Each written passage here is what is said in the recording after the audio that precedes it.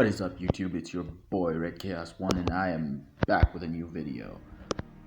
On my last video, I was asked by Saraji Nasuloa,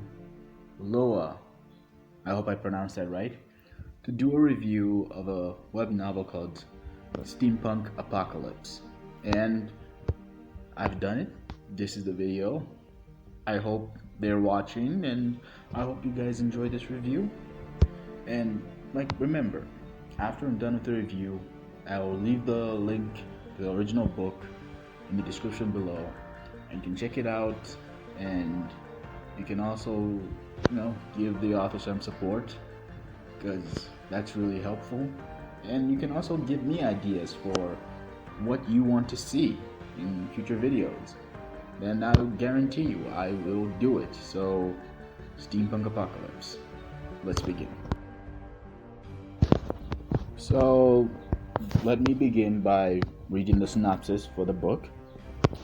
The synopsis goes, Earth suffered apocalypse.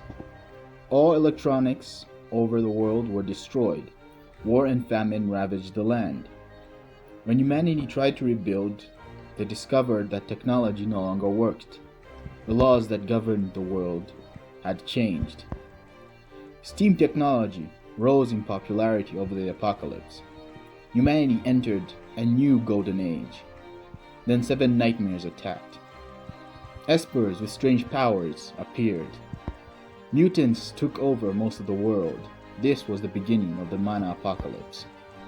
My name is Edward Tesla, and I was born during the Mana Apocalypse.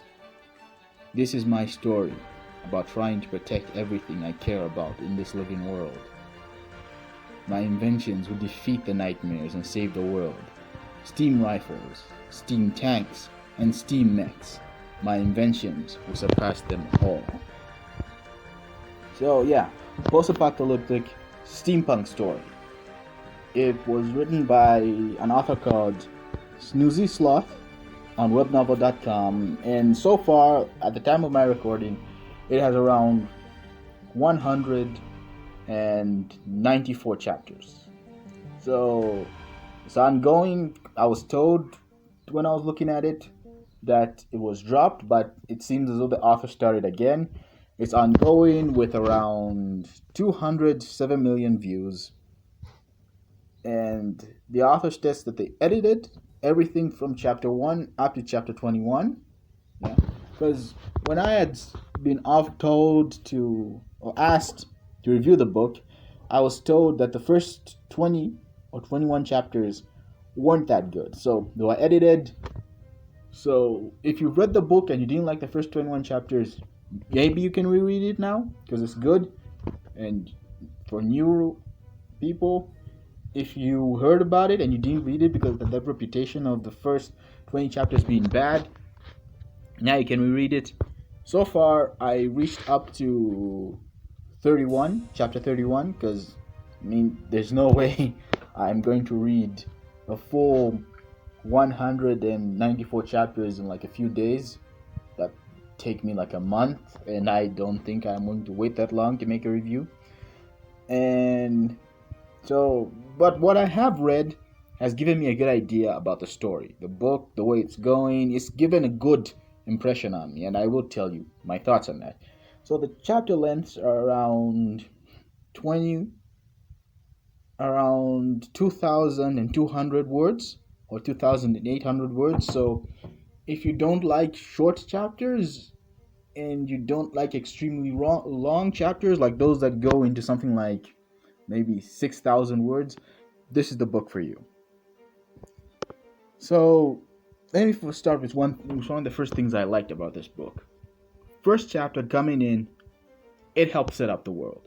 It tells you how screwed up this steampunk, futuristic, apocalyptic world is. It has gone through 2 apocalypses, but somehow Florida has survived, because even super abomination mutants can't conquer Florida Man, apparently. But yeah, it does help in the first couple of chapters. No, the first chapter actually, in setting up how messed up this world is. And I like how the author describes the mutants and the nightmares.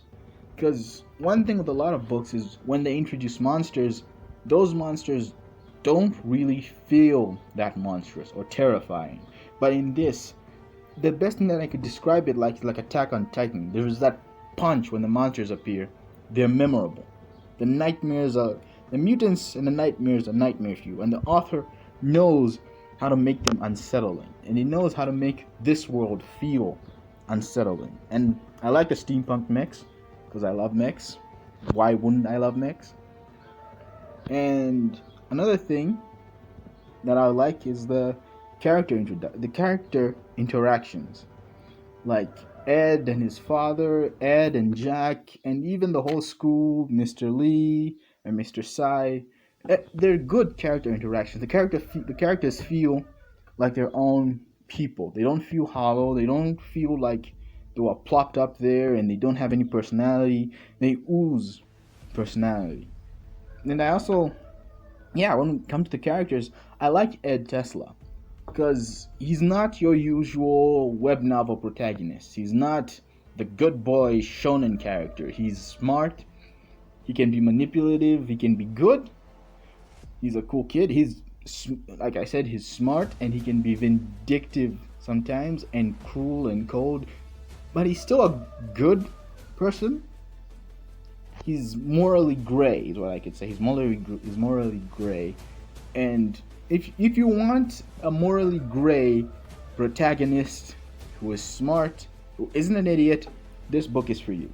And the side characters are also good, like the aforementioned Mr. Lee, Mr. Sai, the mysterious and enigmatic World Walker, the duplicitous dupe. So yeah, this book also, I can say it has great world building. I like I've forgotten the chapter's name. When we're introduced to the school, the teaching format is used to introduce you to the facts of the world, and in there the exposition feels good and streamlined.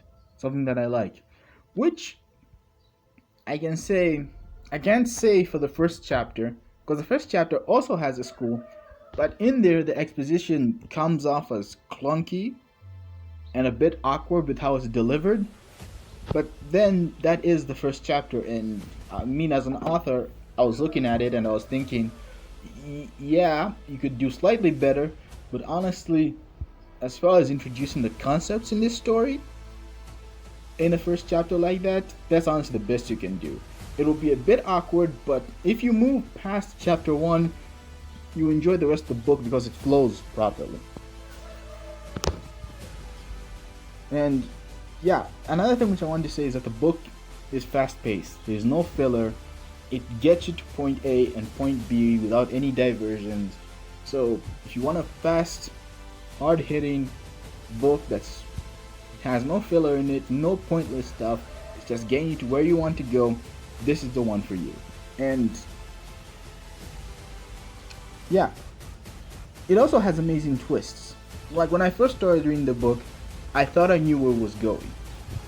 But then chapter 11 comes in, and there are some twists in there that you will not believe. Like the story just does a 180 on what you thought it was doing. And I won't tell you what the twist is. You have to read it. But I guarantee it's not what you expect.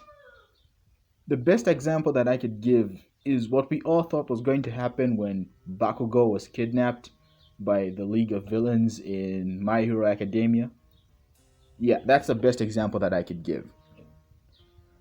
Another thing is the espers in the story. It has a great power system. The espers have this great rock, paper, scissors power system where one character can have an OP offensive ability, but they have poor defensive powers. And another character can have amazing defensive powers, but they have poor offensive powers. So it's basically, how can I say, like Pokemon, you're matching different powers of opponents. If two opponents have two powers that are not compatible in a fight, they'll cancel each other out. Or if one opponent has a power like World Walker against Mr. Sai, if you read the book, and I agree, and I think you should read the book because this is like one of my favorite confrontations. It's not a fight, it's just two overpowered people meeting each other. And let's see, another thing. When it comes to the fast-paced thing, this is now I'm gonna get into stuff that I didn't like. When it comes to the characters, there's so many nice characters who are introduced, great introductions for all of them, but we don't spend that much time with some of them as is necessary. And I think this might have to do with the fact that it's so fast-paced, like it feels rushed at sometimes. Like, I feel as though they should have stayed a couple more chapters in the school area, or the school arc, but that like blows over quickly. And their characters like, is it Gerode, Morty, even the school characters were all introduced, and then like a chapter later you move away from them and you spend the next 5 or 10 chapters somewhere else, and you want to know about those characters. So I didn't enjoy that. It was too fast-paced in my opinion. And when it comes to pacing, there's always got to be this balance. You can't be too fast-paced, and you can't boggle the story down with too much unnecessary filler. So that's my review of this book. I know it wasn't that much, but when it comes to like out of 10, I give it 8 stars. The grammar is amazing.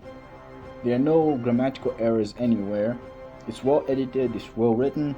A little bit too fast-paced, and some things come and go too fast that you blink and you miss them, but still thrilling to read.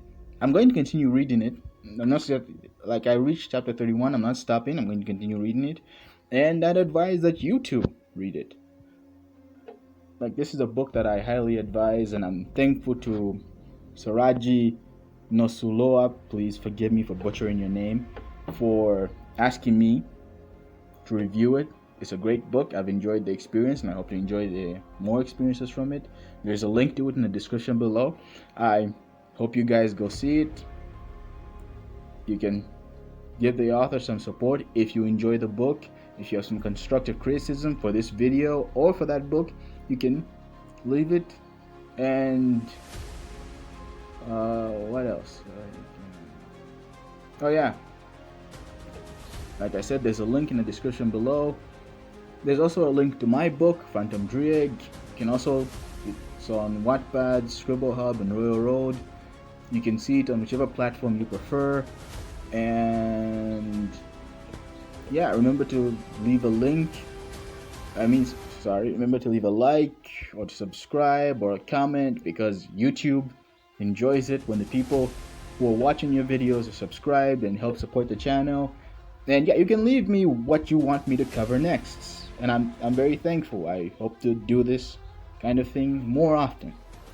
So this has been Red Chaos 1, signing off.